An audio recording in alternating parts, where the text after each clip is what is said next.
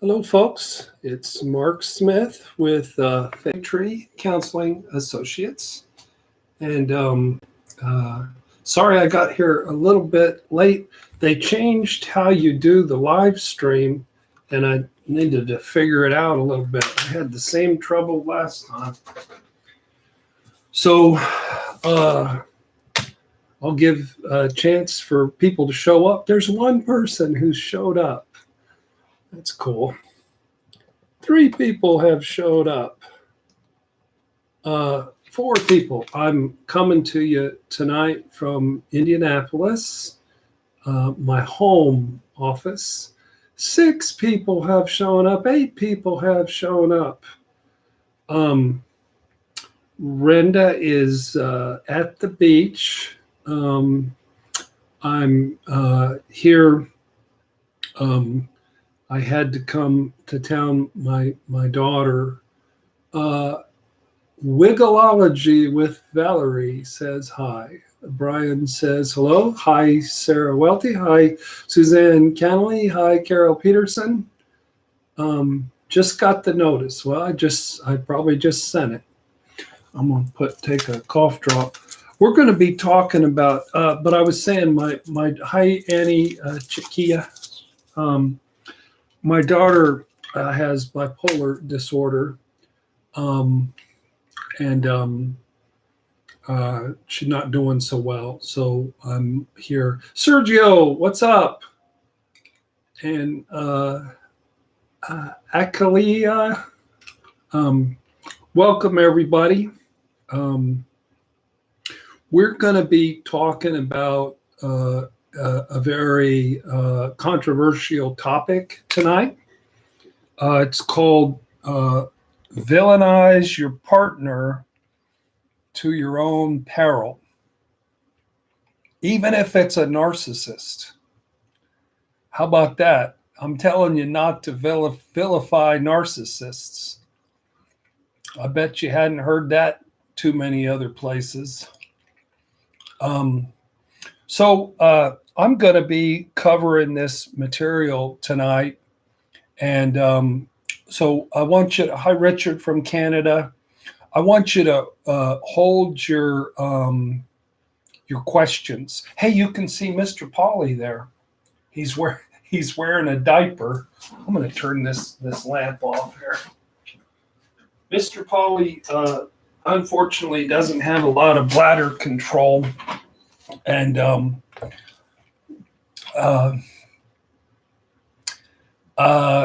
Annie says, because narcissists are so vindictive. No, I'm saying if you villainize your partner, then you do so to your own peril.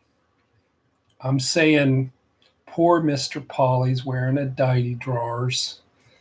If you villainize your partner, you're going to put yourself in peril, even if your partner is a narcissist.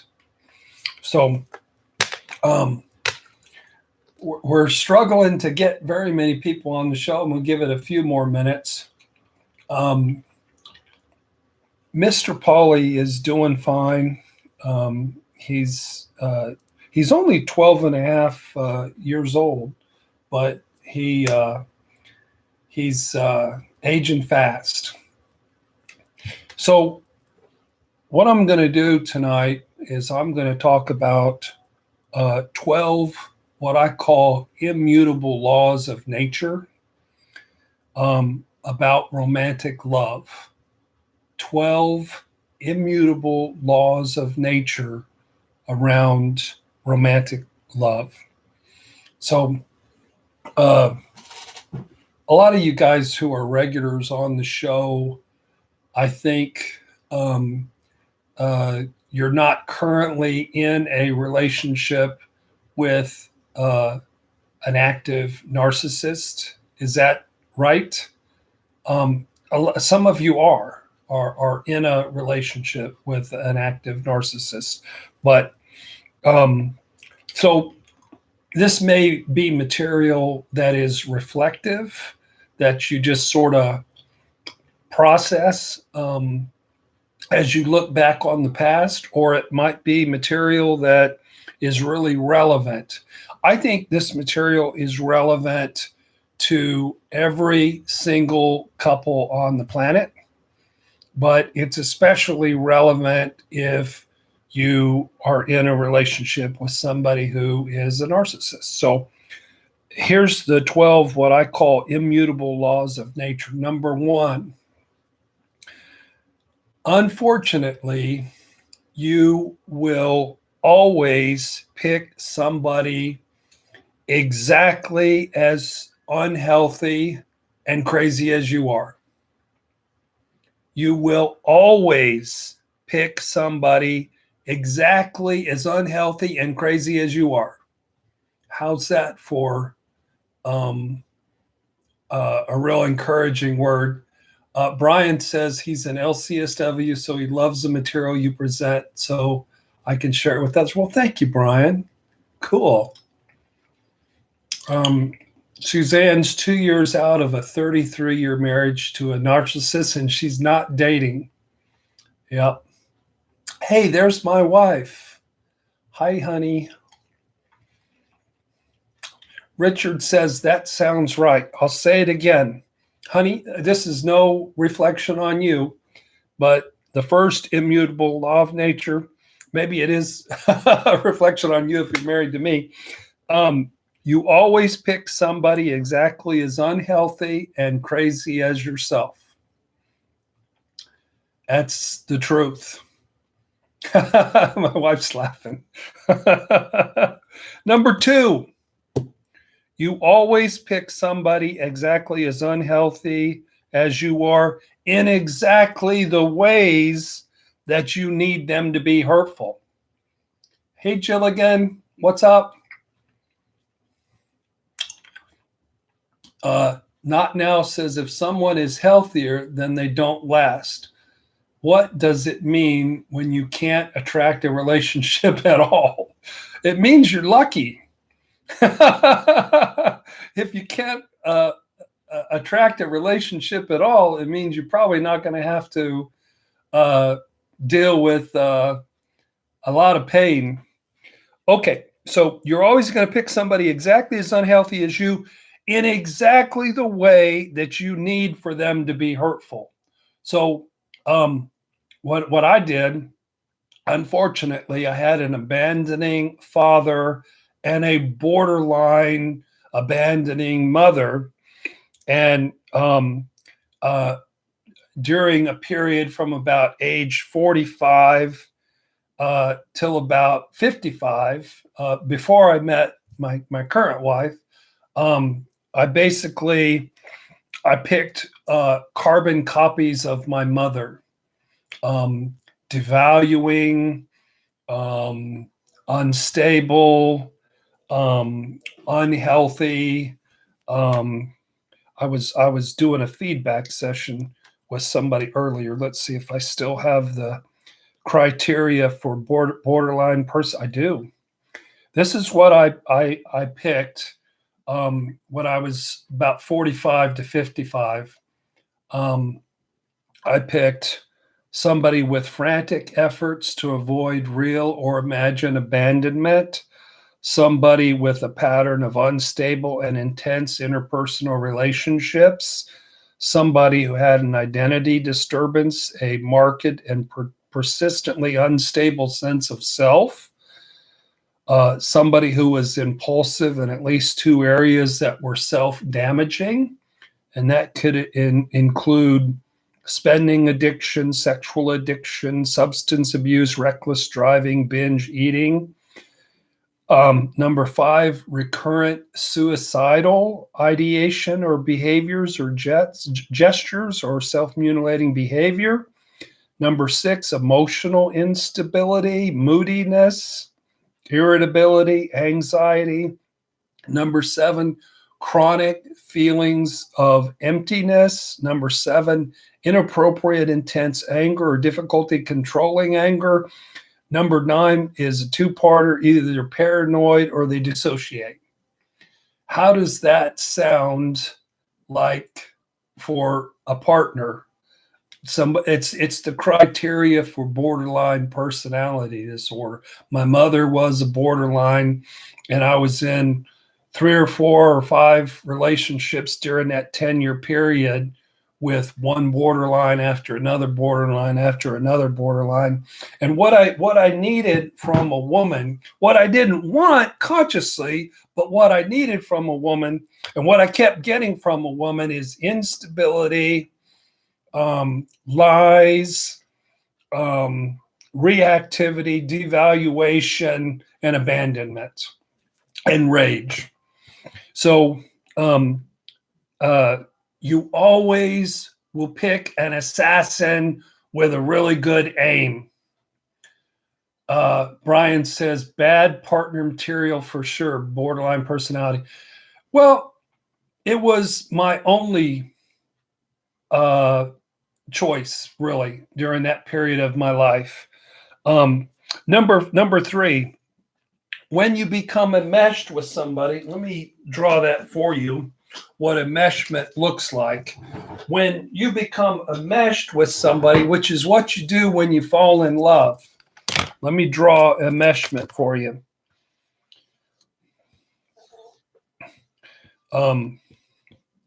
It's a wonderful thing to fall in love, and it looks like this. And when you're 21 or you're in your 20s, anytime in your 20s, you become highly enmeshed or connected or bonded to the soul with somebody that is the right person for you. They're so wrong for you that they're right for you.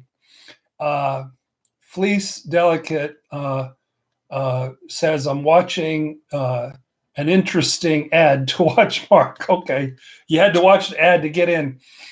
Soren says, is church early? No, it's regular time. Actually, I was a little bit late. We started about 21 minutes after 8. Welcome, Soren.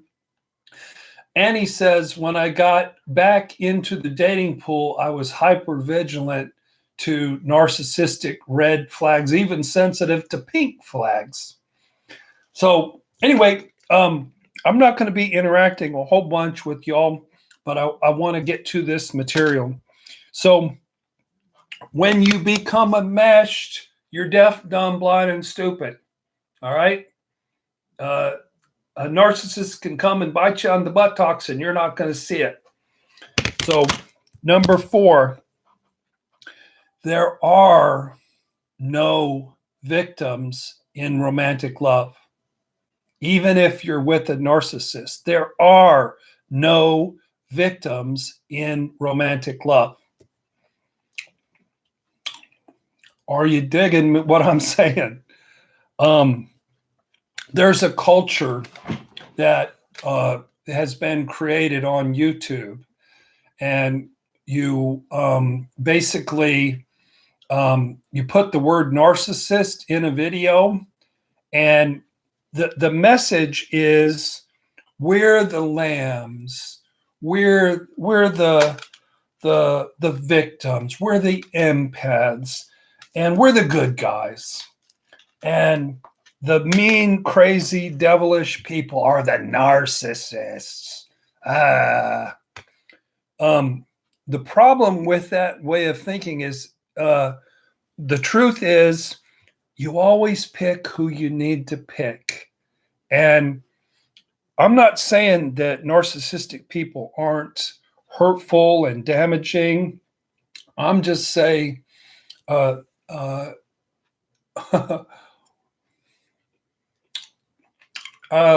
Fleece, you're saying the ad is still on. I'm sorry. I don't think you have to have a long ad to see me. So there are no victims in romantic love. You're going to pick exactly the right person.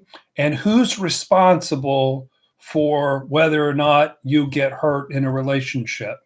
The narcissist or you?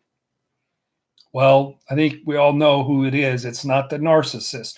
They're not responsible for protecting you. You're responsible for protecting you. That's your job.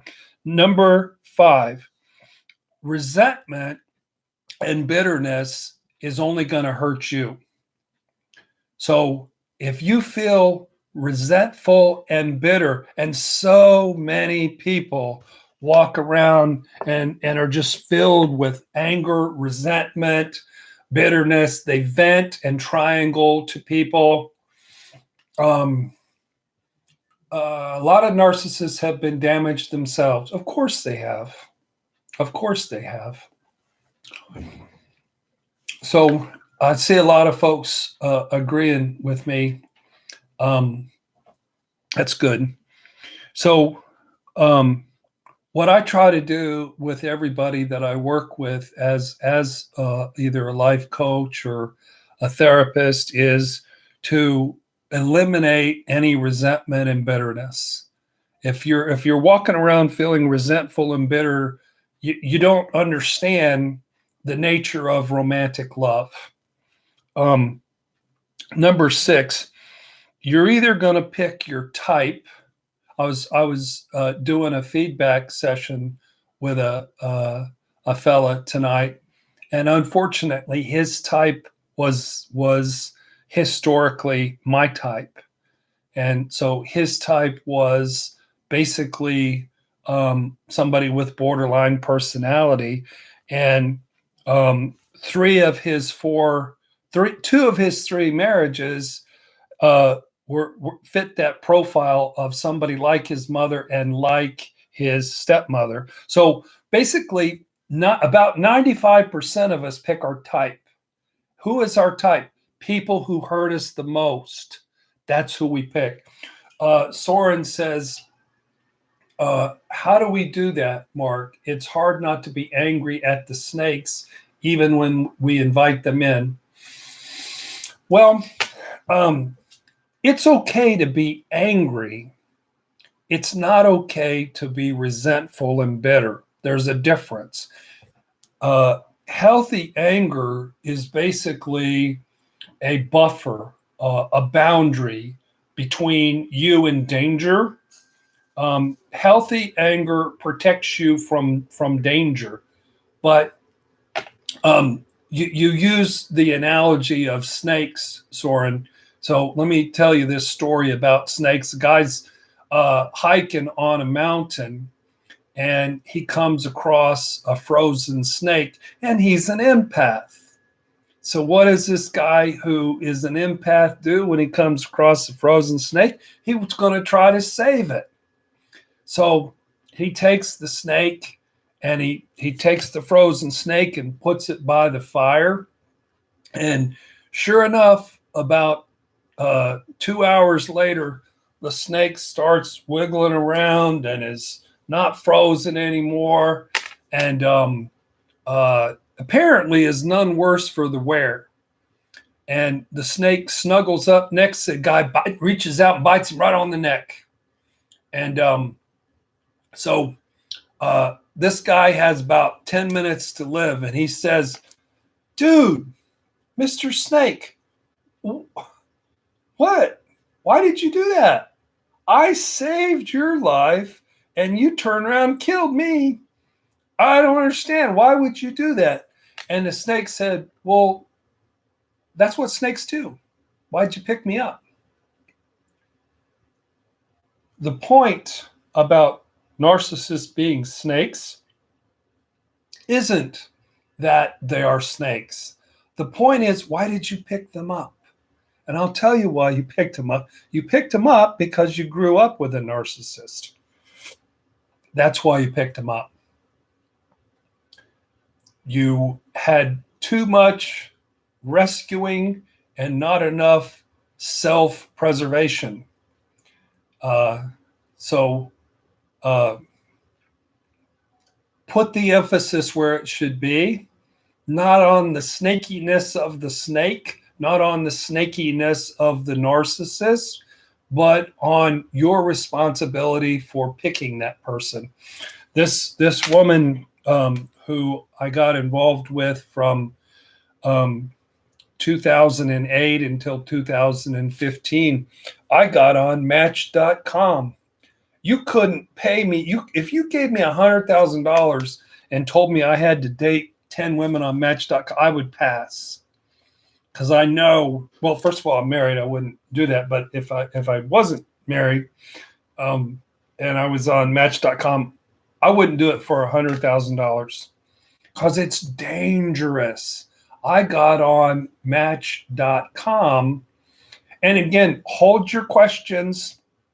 Well, I'll get to questions, but I got on Match.com, and I went on the second date, and before I even knew this person, she said, since you canceled your dates for the rest of the weekend, you can go ahead and spend the night tonight. And what I should have did was got up and run out of the building, because this was a stranger to me. I didn't know who this person was. Just because I committed to take, get rid of my other dates that I had arranged on Match.com. That shouldn't have been something that committed me to a relationship.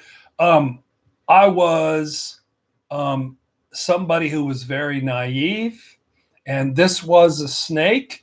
And even though I had written books on abandonment, even though I had written books about all kinds of things about recovery, I turned around and picked somebody who was very, very dangerous, who was a liar and a cheater.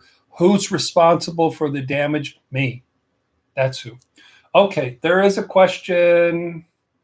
It got taken away. It was retracted. Okay.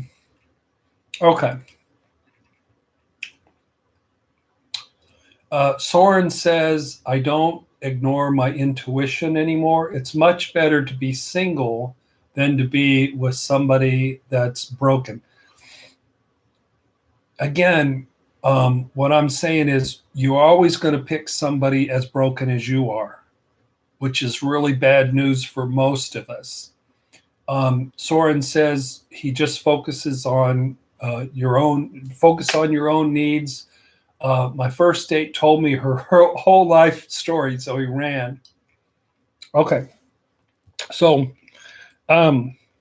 number 7, if you have victim mentality, then it'll keep you from working on your real problem. What's your real problem? Is your real problem that you're married to a narcissist? No. Is your real problem that you're dating a narcissist? No. Your real problem is your childhood, folks.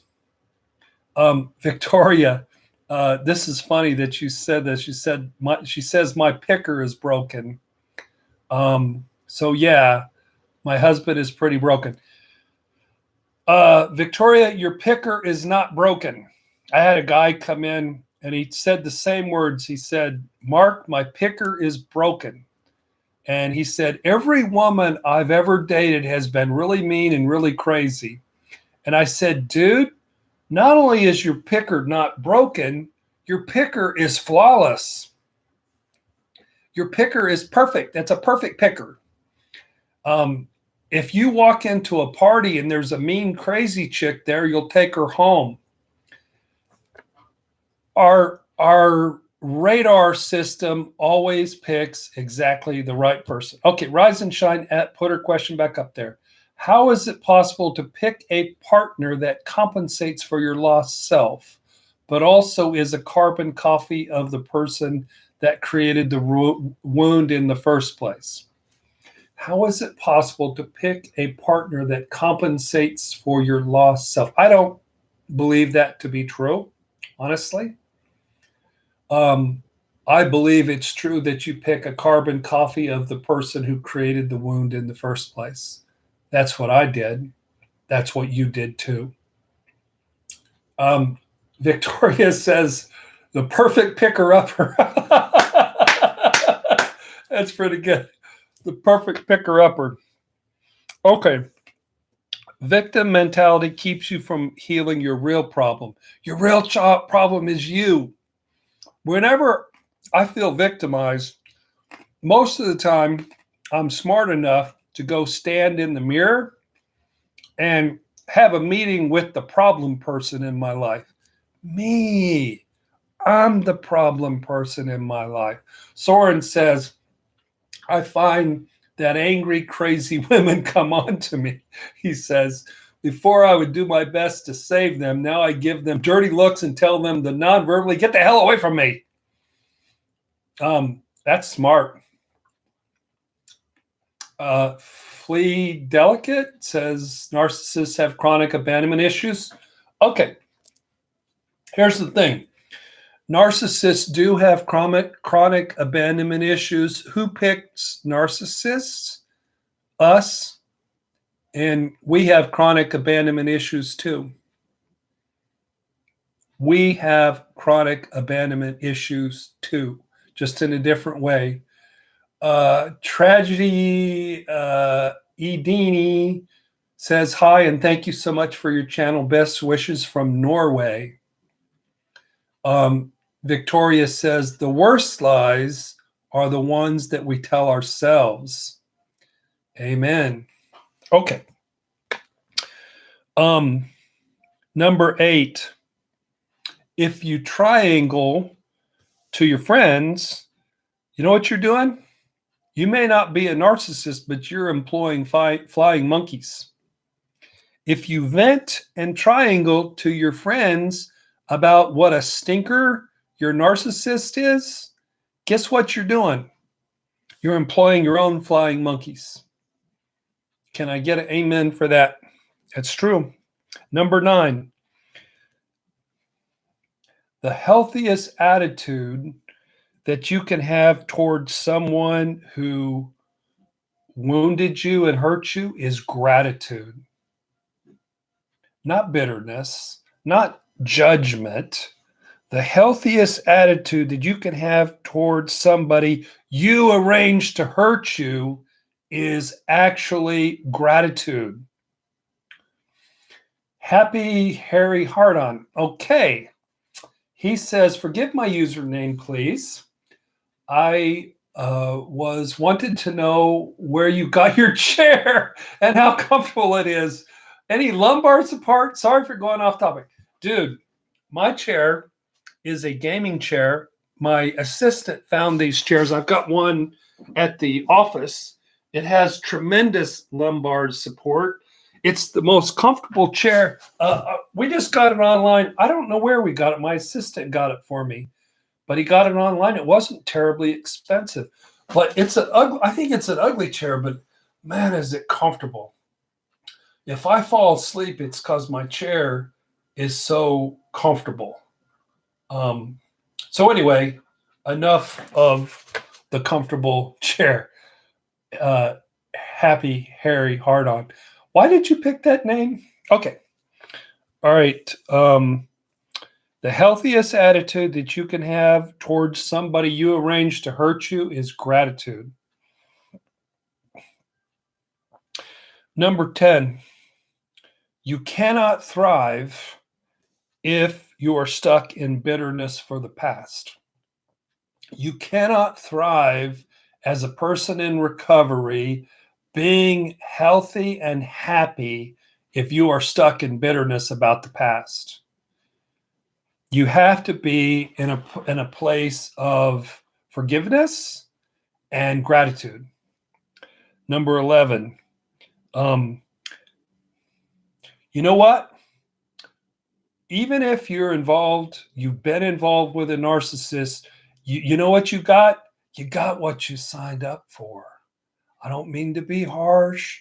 I don't mean to be cruel. I don't mean to be mean. I'm just telling you the truth. Nobody in a romantic relationship gets anything other than what they signed up for. But you say, I was enmeshed. They love bombed me. It wasn't fair. Bullshit. Bullshit. They might have love bombed you, but whose responsibility is it to protect you? It's your responsibility to protect you, nobody else's. This isn't bad news that you're responsible for protecting you, because then you're in control of it.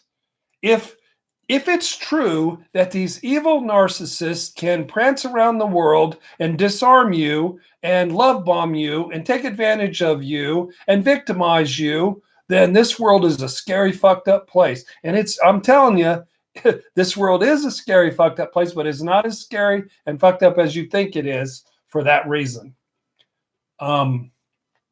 Soren says, it is great news because you can change it. Sarah says, I was born into it. We were all born into it. I guarantee you, if you're on this channel and you've been in a relationship with a narcissist, you were raised by a narcissist. Okay? Not now. Third time asking, do you believe we can change our attachment styles to secure? That's a tough question. Not now. I think most people who weren't abandoned very, very young, like as infants, the way I explain it is I would put the national average for mental health from 1 to 10 in the world. I put it at about 3 out of 10. And those people are the people who are 3 out of 10 are normal. And those are your normal dysfunctional people. And can they, by working long and hard on their woundedness, can they change their attachment styles to secure? Probably can. Probably can. But the guy that I did the feedback session earlier, and me, and most of y'all probably are started as more of a 2.5, not a 3. And we don't have inner children, we have inner infants. And can we become a 6? Hell no. Can we become a 5? Not in this world. Can we become a 4? Probably, eventually, if you do a lot of work on yourself. So Annie says, right on mark, I've gone gray rock because my former narcissistic spouse still tries to control me. Flea Delicate says both her parents are empaths. I don't know whether they were empaths or not, but I do know this. You can't be raised by a couple of 5s and grow up and pick a 2.5. It doesn't ever happen. It hasn't happened in the history of the world. Rise and Shine says, it's from Harville's book. He states that we pick people that compensate for our lost self and also because they are a copy of the person who hurt us. Are these conflicting paradigms? I mean, I'm a big fan of Getting the Love You Want. I have all my clients read it. That just hasn't been my experience, that I pick people who compensate for my lost self. That hasn't been my experience, but I do respect Harville Hendricks, the guy who wrote Getting the Love You Want. If you guys haven't read Getting the Love You Want by Harville Hendricks, you really need to. Many of the concepts that I'm talking about tonight are detailed in that book. So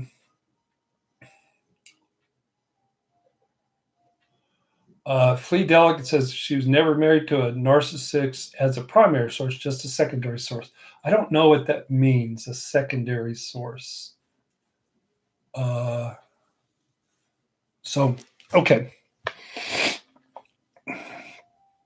You didn't get anything that you didn't sign up for. And there's always, always, always red flags. My wife was born in Tampa. I was born in El Paso, Texas.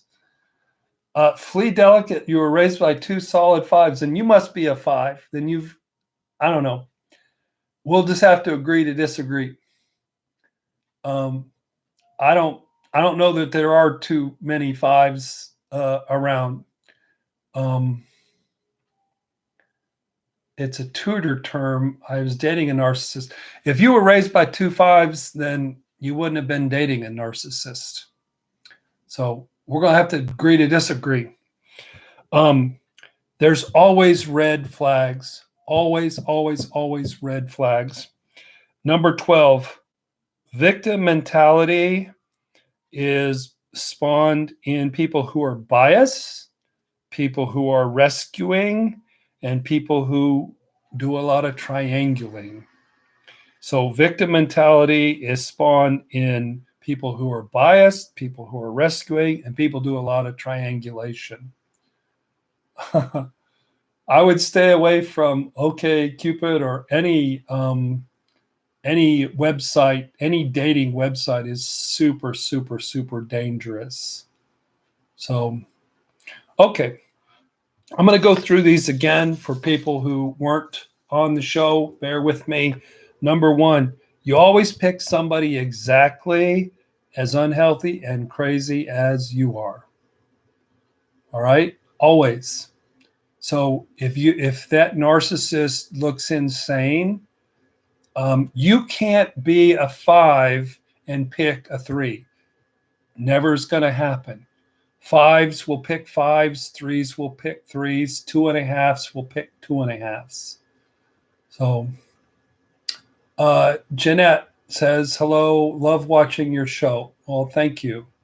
I don't know how popular the show is tonight.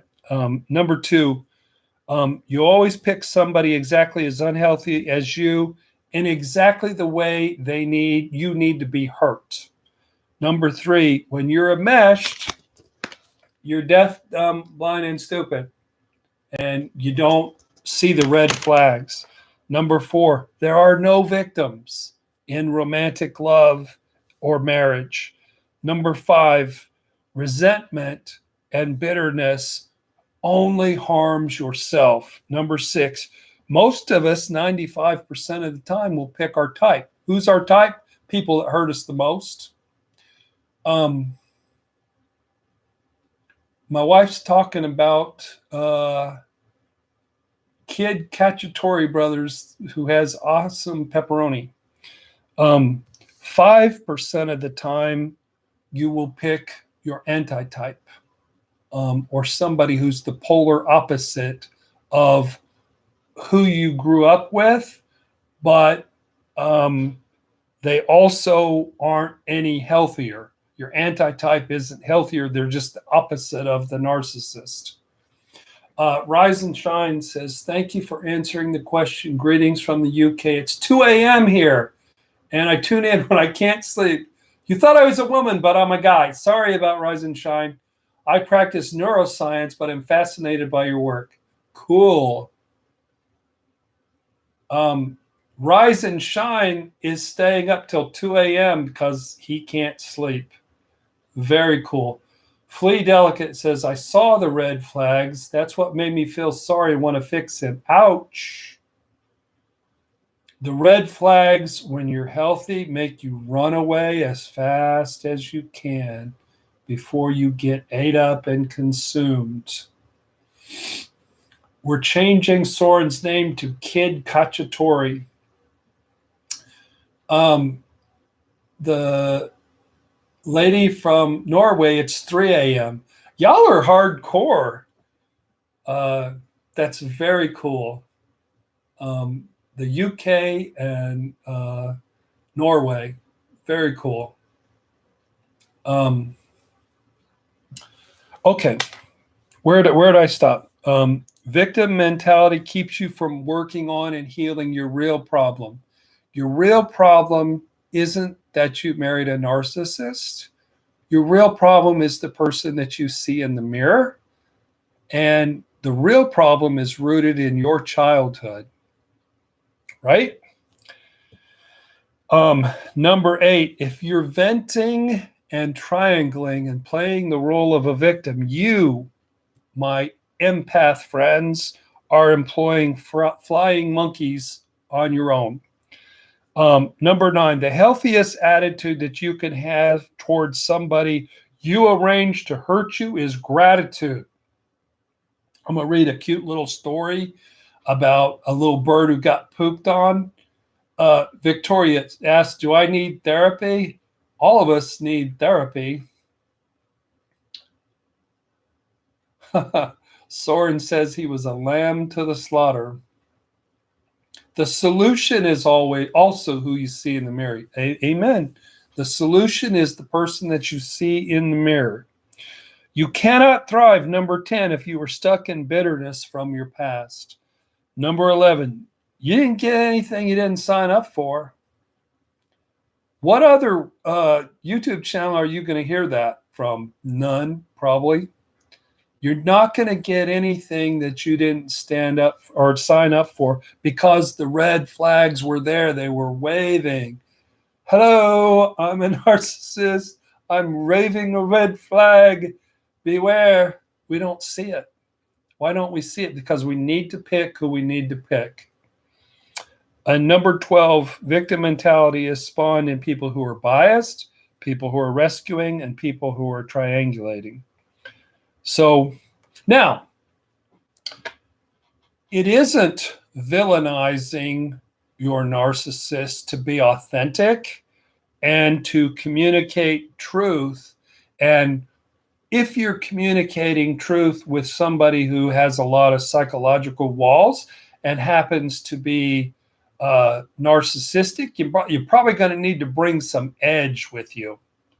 Okay? So it's not villainizing to be authentic, to be powerful, to communicate truth with edge, but you're probably wasting your breath because the narcissistic person isn't going to hear you anyway. So really what you're looking for, I did a feedback session with a guy tonight, and he looked so sad when I was sharing all this stuff. You know, he knew I was telling him the truth, but he's like, well, how can you be happy? And I said, well, in your case, given your history, you're probably going to pick somebody pretty darn unhealthy, but hopefully they have these 5 characteristics. This is the 5 characteristics, whether somebody is a codependent, whether they're an empath, whether they're a mild borderline, whether they're a mild narcissist. These are the 5 qualities that anybody needs to have to get effective work done. Number 1, you have to be highly motivated to fix the problem, which is you. Number 2, you need to be teachable. Number 3, you need to have a whole lot of pain, but you can't have too much pain. Rise and Shine, can you do a video on Prince Harry and Meghan Markle? I ask and hope that they watch it so that I don't have to hear about them every single sodding day. I love the cuss word sodding. That's a really cool cuss word from somebody from the UK.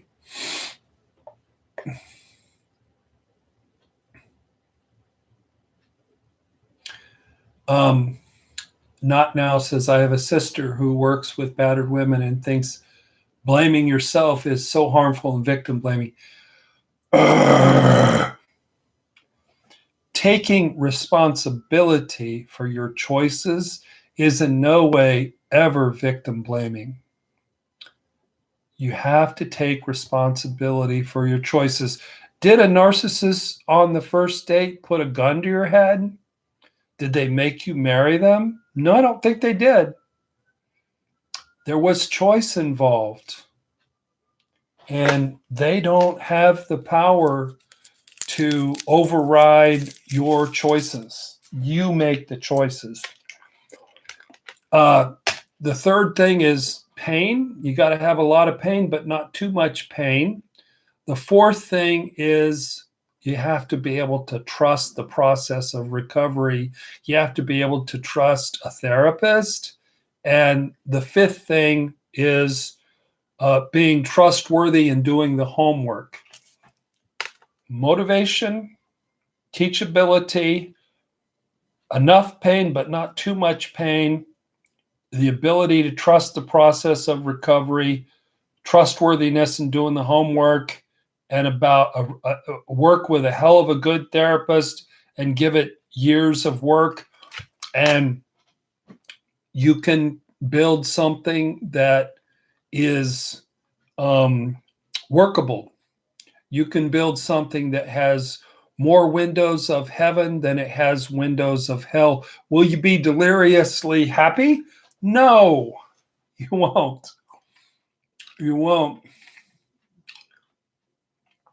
Andrew, I watch loads of videos on narcissists, but quiet narcs seem to get past my radar. You're going to have to get yourself a better radar there, Andrew, because that's what will protect you, is awareness of the red flags, whether a narcissist is a quiet narcissist or a not so quiet narcissist. Okay, I told you I would read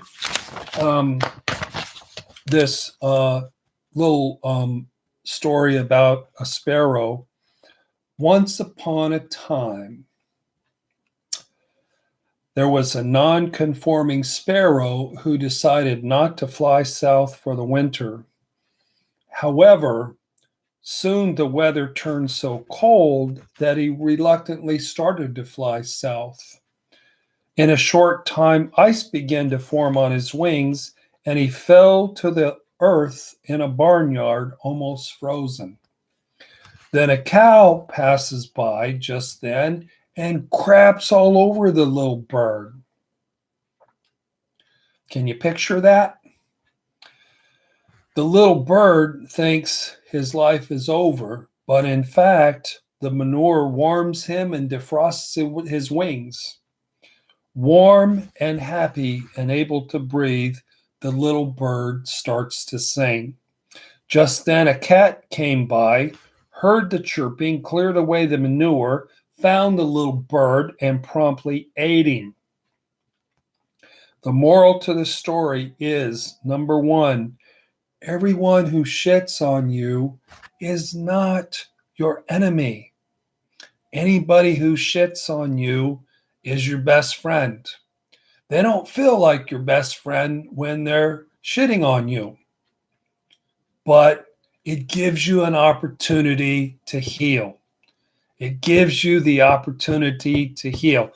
The other moral of the story is everyone who gets you out of the shit is not your friend. That can be a divorce attorney, or it can be some new relationship. Will get you a new relationship, will get you out of feeling the consequences of being in a broken relationship, a dysfunctional relationship, but it also does you the disservice of not having to do the work on yourself. Okay. Jilligan says, Mark, I've heard that story before. It's funny and true. Okay. I'm going to talk some more about the meaning of romantic love. Let me get my marker out, and we're going to have church for the narcissistically abused here. Okay, so here's the deal. Your sexuality is calibrated by the wounds of your childhood. That's how your sexuality is calibrated, the wounds of your childhood. So everybody has wounds. I would submit to most of you, I have a little boo-boo here, that we who are on this channel have more wounds than the average bear. So here we go. We all have wounds. Fortunately, Mother Nature comes along and provides us with defense mechanisms. starting at about 18 months old, we're provided defense mechanisms. And the older we get, the more sophisticated the defense mechanisms. The deeper the wound, the more walls you get. So here we go. There we are. There's your typical 22-year-old, well defended, has wounds they don't even know that are there, and ready to become enmeshed at any point because they're well defended. So Mother Nature has three agendas for this person. This is all of us, okay?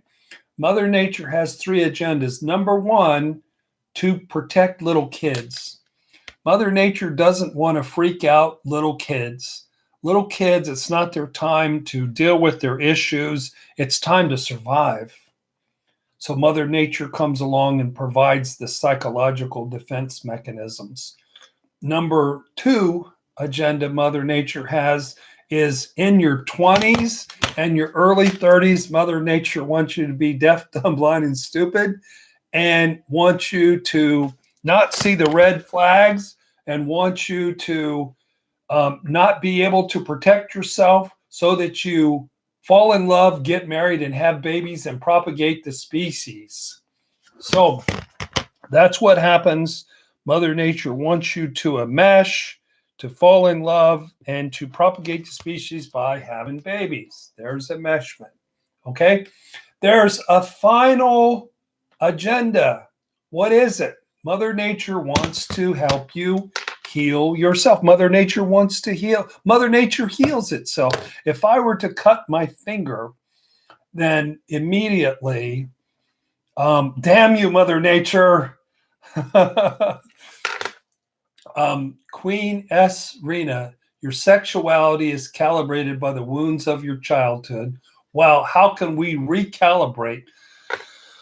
Well, Queen S. Rena, it's really difficult to recalibrate your sexuality. There used to be a movement afoot, and since then it's been done away with, where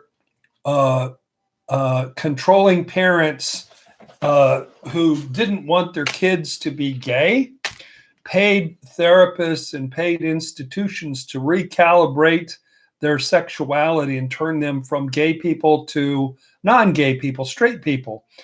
Well, you can imagine how successful they were with that. So with us, it's voluntary, changing our calibration of our sexuality. But I've found it to be very difficult and very slow going. Anybody who tells you that you can go from being a 2.5 to a 6 and do it in a year or two of therapy is totally full of shit. Not going to happen. Doesn't happen that fast. Doesn't happen that much. Sarah said they used to pray the gay away. Well, that never worked. There's a question from Jillian. What about trans? I don't want to get into that, but that's a long story. I don't want to touch that with a 10-foot pole. Okay. So the third agenda that Mother Nature has for this person who's well defended, it's from about 35 at the youngest to about 60 at the oldest. Mother Nature wants to heal you. How does Mother Nature heal you? This person isn't treatable. They're not motivated. They're not teachable. They're not feeling pain. They're not able to trust, and they don't do their homework because they know it all because they're well defended. How do we get to be treatable? By having our lunch taken by narcissists. That's how.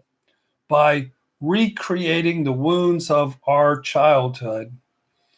Victoria says, I've always felt starved for affection, practically my whole life. It sort of sucks. Soren says, I agree, Mark. I'm finally at the point where I don't think about suicide every day. That alone took 3 years. God bless you, Soren.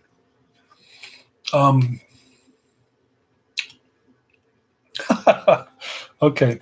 So what happens in romantic love? Not just with narcissists, everybody, not just people like us who were extra wounded. The walls get knocked down. I was working with a guy yesterday. No, it was earlier today. He said, "Why does all this stuff come out once that I'm 50?" And I said, "Well, you were married and the marriage was quite painful and wicked and it knocked your walls down. And now whatever's in here is coming up." This, what I'm sharing with you right now, is the meaning of romantic love. And it's gospel. It's word. I'm telling you. This is why we pick who we pick. And this is the agenda that Mother Nature has.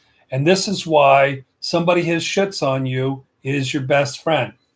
Okay, so there are 3 qualities of Mother Nature needed a wrecking crew, a can opener, something to tear down the walls. What could tear down the walls? It had to be something that had 3 attributes. Number 1, everybody gets to play. The attribute that Mother Nature, or God, if you will, would use to knock down the walls, could it be counseling? God, no. There's no way that counseling could be the thing that would impact and change mankind and heal the wounds and knock down the walls. How many people in the history of the world have seen a really good counselor? Not that many. It couldn't be religion. Why would some people get religion and other people not? Some people get the good religion, the right religion, and other people get the bad religion. It wouldn't be fair. But almost everybody in their lifetime falls in love at least one time. Flea Delicate, I said Mother Nature and us love Mark and his cute presentations. This isn't a cute presentation. This is a life-changing presentation. Oh. The second attribute that this mechanism needed to have, it needed to be everybody on the planet gets to play. Number 2, the second thing you have to have is it needs to be time delayed. Mother Nature wants you to get enmeshed with somebody, to not see the red flags, to not see how they're really like your mama or your daddy, and to have you feel this amazing power of love that brings you together with this person. So you enmesh and you blindly get married. I went to a wedding about a month ago, Brenda and I did, and I cried. It was so sweet. The bride and groom were adorable. But you know what marriage is? It's 2 lambs being led to the slaughter. That's what marriage is. And they just don't know it. So the second agenda or second attribute that has to happen is has to be time delayed. Mother Nature wants her babies. The last attribute it has to have is it has to hurt so bad. It has to rip you up as if you were, your walls were titanium, and it has to be more powerful to cut through these walls. So that's the attributes that Mother Nature needed. Everybody gets to play. It has to be time delayed, and it has to hurt so bad as to rip your guts open. And then you have something to work with. You have the ability to heal. Well, what time is it anyway? It's 9:20. We got a little bit of a late start. I am open to questions. Does anybody have any question? I don't have Fernando the Singing Chicken. It's at, I don't know where, I think Fernando is at my office, but not here with me. So I just laid out for you the meaning of romantic love. So does anybody have any questions they would like to ask, please?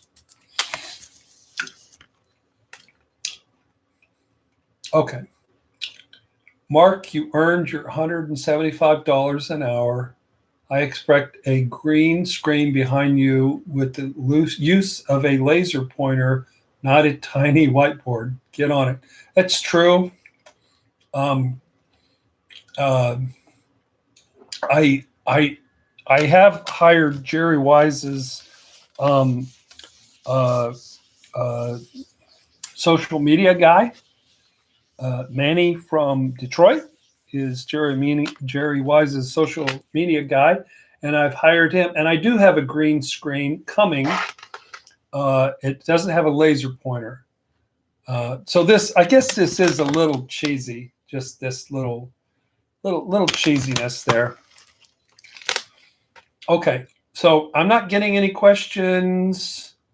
Gilligan says, I have a question about that trans topic, which I'm not going to answer. Is that calibrated by your childhood? Yes, it is, Gilligan. Hell yes, it is. All sexuality is calibrated in childhood. No sexuality are you born with. That may not be politically correct, but nonetheless, I assure you it is correct.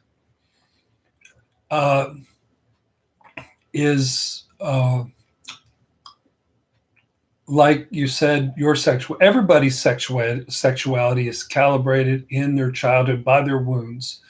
Victoria, do you recommend EMDR? Absolutely. EMDR is fabulous. Don't do too much. It can be a little overwhelming, but it is an easy button. Gilligan says, my niece came out as trans not too long ago, and I don't know what to think about it. Well, think about it in a supportive way. She is wired that way, and she wasn't born that way, but due to whatever wounds she experienced in her childhood, her sexuality is as valid as anybody else's sexuality. And I would be very, very, very supportive of her transgenderness.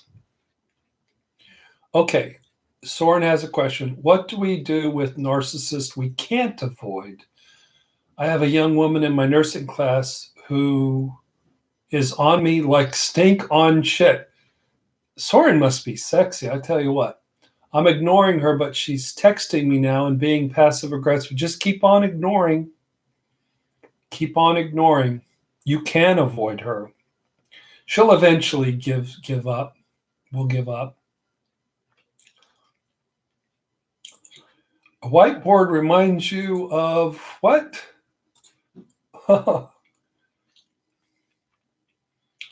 Mother Maples likes cheesy. Okay, this is supportive for cheesy. Suzanne says EMDR is amazing. Okay, I hired Manny from Denver, and I'm going to see if I can get a link here. Manny from Denver has developed a new logo for me. And let's see if it can work here. So let's see if you guys can get that link and see if it'll work for you. It's what it is it does work. It's a tree that's half alive and half dead, and the leaves wiggle. Isn't that cool? I don't know if you guys can see that. Hit the link and then turn on the video. But why did I pick a tree of course, it's family tree. The family tree, and it's half barren because of the work I do with people who suffered from narcissistic abuse, people who suffered from complex PTSD, who've been shattered and broken and had all their leaves ripped off. Soren, Mark, how do you work on the inner dialogue between your child and your adult? I'll be honest with y'all. I've read Pete Walker's book, Complex PTSD.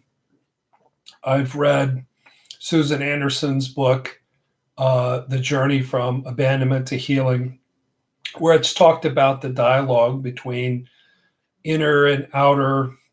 And honestly, I was confused by both books. Those are great books. Those are some of the best books out there. But the dialogue part, I didn't get. My inner self and my outer self don't really talk a lot, be honest with you. It's more of a process of slowly healing your shame. You know what? Mr. Pauly hasn't moved once during this whole show. Poor Mr. Pauly. He's alive. Not now says Susan. It's Susan Anderson. Talking to my inner child has been life-changing. And I'm sure it has been, but I just didn't get it in my experience. So that's just me.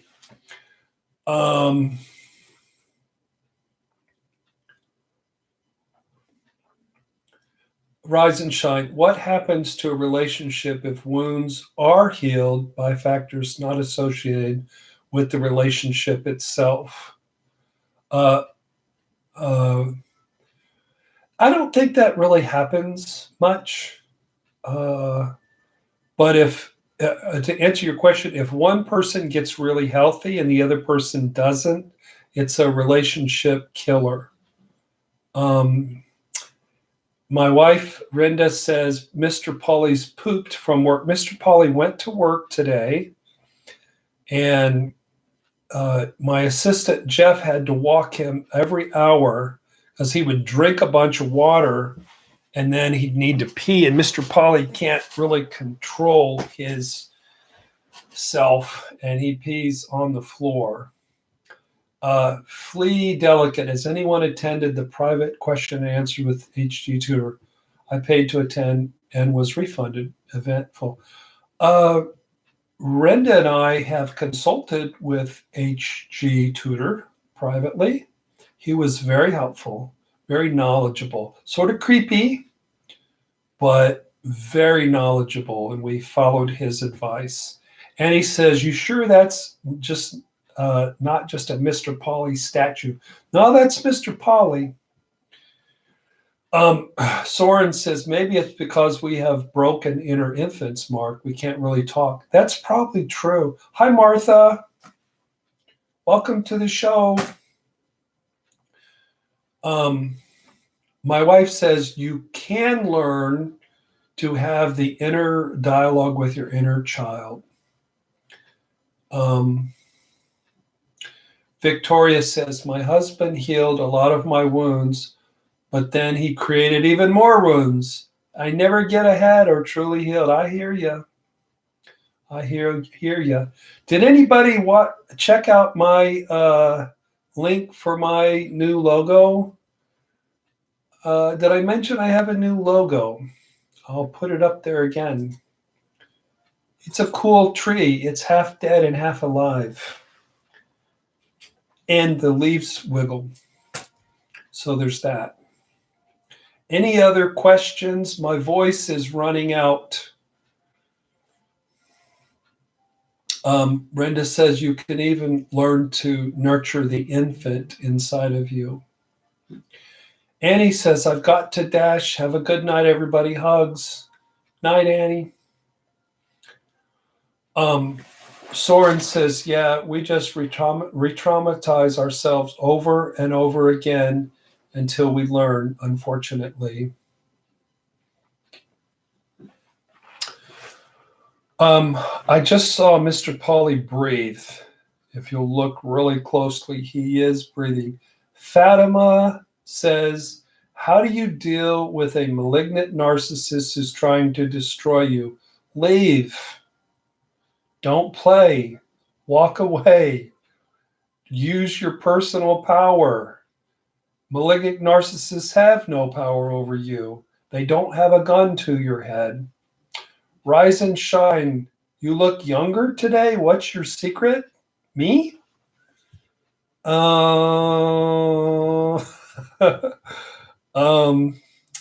Sergio said, I did look at your logo and it's amazing. Cool. Sarah says, poor old guy is tired. I think she's talking about me. You know, I was at the gym the other day playing basketball, and I don't know that I look younger, but if you say so, thank you. The poor old guy is tired. They call me the OG, the old guy. What's up, OG? OG hit a shot. What if the malignant narcissist is a family member? Same answer. If they're trying to destroy you, get the fuck out of Dodge. That's what I'm saying. Soren says, the spirit is shining through. All right, maybe that's it. Maybe I look younger because the spirit is shining through. I have been dieting. I've been on this keto diet, haven't lost a pound. And I did lose 30 pounds on it in the fall. And then I got on a medication that causes you to gain weight. And I gained a lot of it back. So, okay, so it is 9:33. We still have 10 minutes. Martha just sent flowers. Thank you, Martha. The spirit is shining through. Sarah says, no, it's the pup who's the tired old guy. I thought you meant me. Flea Delicate says, I'm beat today. I lost an iPad. Oh, that's terrible to lose an iPad. Tracked it to the library, locked it at night, called in the morning, picked it up at 4 p.m. So lucky somebody returned it. Oh, you got your iPad back. That's cool. Victoria says she's on keto too, taking it. So it's a great diet. Keto diet's awesome. You eat lots of spinach and salmon. Gilligan says, I was thinking of going keto, but what about bread? I am on the keto diet, and I went into the cafeteria today, close to my office, and there was like a ham and cheese sandwich. It was like grilled, like really thick. Right next to it is the best tomato soup you'll ever have. And I broke my keto diet really for the first time. I don't break my diet. And I had the ham sandwich and the tomato soup. So I'm going to probably gain a pound or two. My wife says there are still decent people in the world. And Flea says, yes, Renda, but not many. And my wife agrees. That ham sandwich and cheese sandwich that was grilled with tomato soup, and you dunk it in there. Oh, it was good. I ate a ton for lunch. I'm just rambling now. Pardon me for rambling. I ate a ton for lunch because at 11 o'clock, because I knew I wouldn't get to eat again until like 10. So I was really full of ham sandwich today. Sarah says, I've actually gained weight, gaining muscle. Are you working out? You must be working out. Okay. Victoria says, good night. Sarah says, cut the sodium. It's a killer tonight. Maybe I have too much sodium. Flea says, I love tomato soup. My favorite. Soren says there's a lot of in-group and out-of-group, lots of people looking to make divisions and status, etc. Just look for the good ones.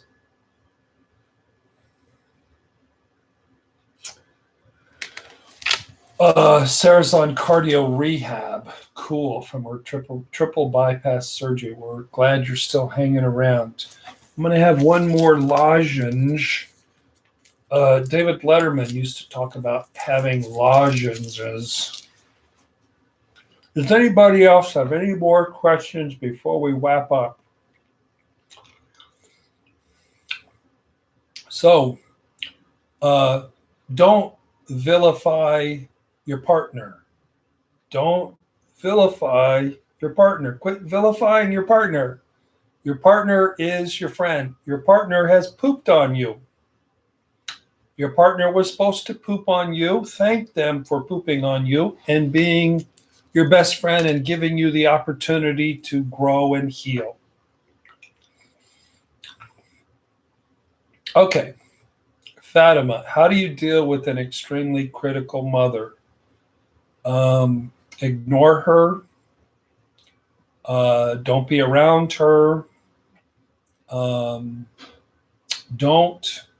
One of my favorite quotes. How does this go? Oh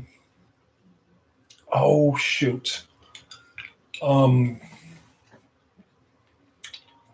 It's something along the lines of, I can't quite remember it. I'm a little spaced out tonight.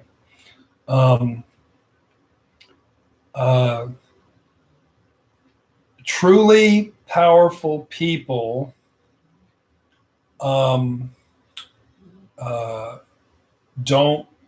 allow people to stomp on them. Truly powerful people, it starts like that. And the gist of it is that we don't allow people to violate. It's Mr. Pauly is stretching. He's moving. Run from critical mothers. Run, run. That's right. Truly powerful people. Oh, darn, I wish I could remember that. It's taken from a book called Why Men Love Crazy Bitches. I swear to God. Let's see if I can conjure this up on my little phone here. It's a good quote. Truly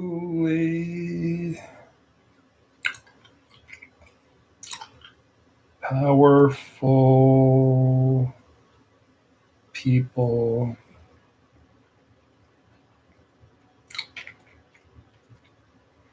darn, I don't see it.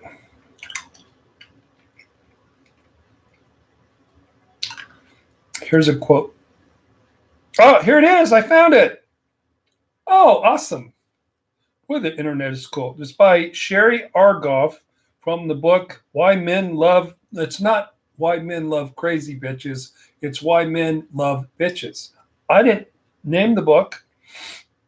From Doormat to Dream Girl. Truly powerful people don't explain why they want respect. They simply don't engage with people who don't give it to them. Bang. Truly powerful people don't explain why they want respect. They simply don't engage with somebody who doesn't give it to them. Bang. That's killer. That's a good quote.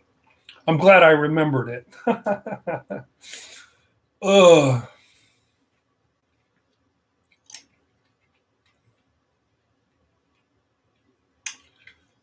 Okay, folks. Does anybody has any more questions? Martha says, Fatima, it's about your mother, not about you. I've realized that with my own hypercritical mother, and there's probably tons of shame. You have to protect yourself by setting good boundaries. Bravo. Excellent. Oh, my wife found it. My wife found the quote, "Thank you, honey. Truly powerful people don't explain why they want respect. They simply don't engage with somebody who doesn't give it to them." Sherry Argoff. Well, Soren quoted it too. Thank you, people. Here you guys were giving me the answers, and I was missing it.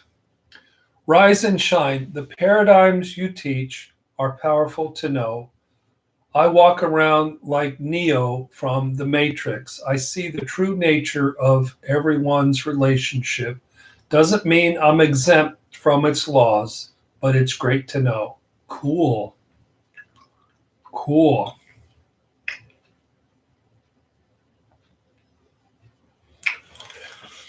So,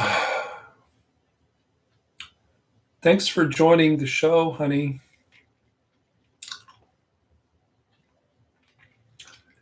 You're welcome, Martha. What about psychopaths who wear the mask well? You know there is evil, but others don't. What about psychopaths that wear the mask well? You know there's evil, but others don't. Well, mainly what I was talking about tonight was romantic love. And if you happen to fall in love with a psychopath, you're still responsible. You're still responsible for your life. Jilligan had a question. Jilligan, where is your question? Question: how do you know if you have healthy anger versus bitterness? Sweet. If you have healthy anger, it's like this quote: somebody's not giving you respect, you use your little feet and you walk away. You don't vent to your friend, you don't vent to your therapist. You don't bitch and complain. You walk away. That's healthy anger. You set boundaries that have consequences, and you can be sweet as pie while you do it. That's healthy anger. Tragedy, what do you think about isolating in order to try to heal and protect yourself from narcissists? I'm for it. Suzanne, good night. Everybody's like going Australian and good night tonight. Yeah, bitterness is ugly, and you'll end up vilifying your partner. You'll end up vilifying your family members. And if you have healthy boundaries with powerful consequences, you don't have to be bitter. You can just be powerful. Hey, that's a pretty good quote. Okay. Well, Jilligan, again, how do you get rid of bitterness? You know, I can tell you how to get rid of bitterness. You wait until this show reloads and you watch it over again, because Stephen Covey, he said, you want to help somebody quickly, change their paradigm. Change their paradigm. Shift out of victim mentality and shift into responsibility for your own recovery.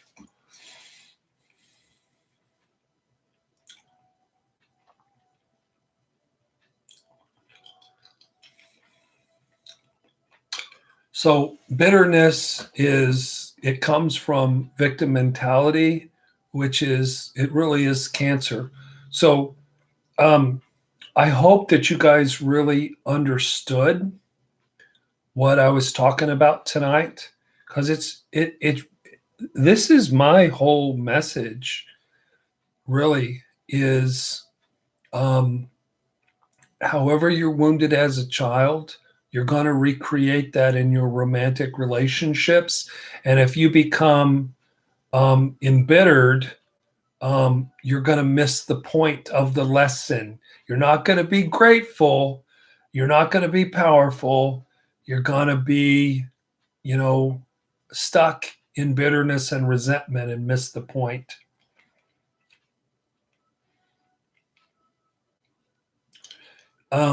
Fatima, I like this. When I was away from the narcissistic people, I felt so much better and full of energy in life. That's true.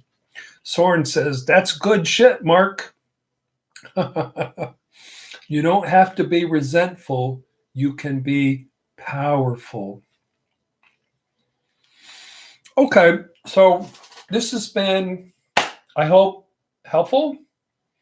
My voice is gone. Mr. Pauly doesn't look like he is ready for a walk, but I'm sure he's ready to go pee-pee.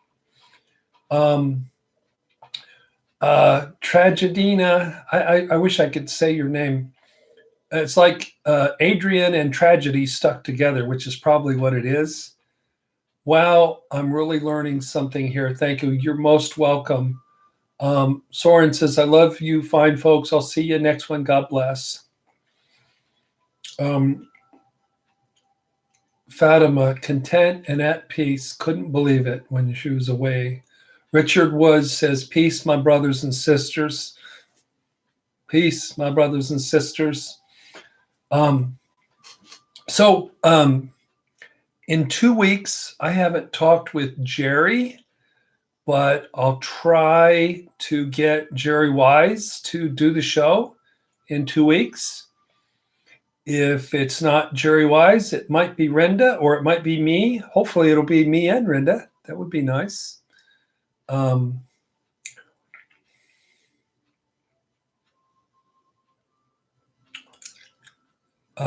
Nickname is Tragedine. Sarah says, power on, peeps. So hopefully Jerry Wise will be here in 2 weeks. If not, Mr. Pauly and I, or maybe Renda even, might host the show. Thank you for watching. Power on, peeps. We'll see you next time around. God bless.